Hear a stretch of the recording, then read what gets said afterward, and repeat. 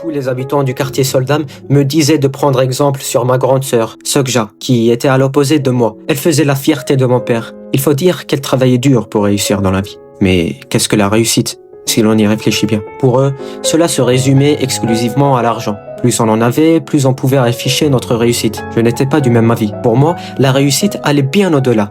C'était vivre de ses passions, être en paix avec son passé, satisfait du présent et serein face à l'avenir. Mais je savais que j'étais le seul à penser ainsi.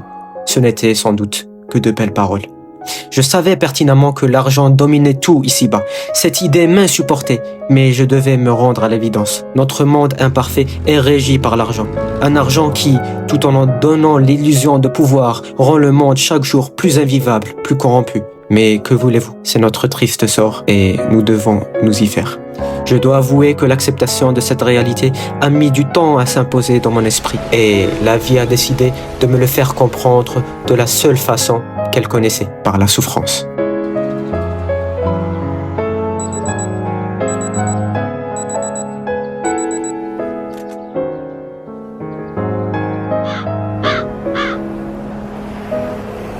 En préambule de cette histoire, je dois vous faire part de mon passé. Des périodes que je ne présente pas toujours avec gloire. Je n'étais pas vraiment différent d'aujourd'hui, à vrai dire. J'étais toujours ce minable qui se cachait derrière des idéaux de grandeur pour calomnier les autres. Je montais sur mes grands chevaux afin de prêcher des vertus, alors qu'en réalité, j'étais le premier à qui il fallait faire la morale. J'étais seulement convaincu de mon intelligence et ma vision, marquée par une certaine forme de supériorité, me plaçait sur un piédestal. Je regardais les autres avec un certain dégoût, les estimant inférieurs. Peut-être cela ne se passait-il que dans ma tête. Je dois dire que je vous livre ici tous mes doutes. Faites-en ce que vous voulez. Mon esprit vaniteux a commencé à se former dès mon plus jeune âge, pour ne pas dire que j'ai toujours été ainsi. Ce trait de personnalité s'est cristallisé durant mes années de lycée, où j'étais au paroxysme de mon credo, toujours plongé dans mes livres.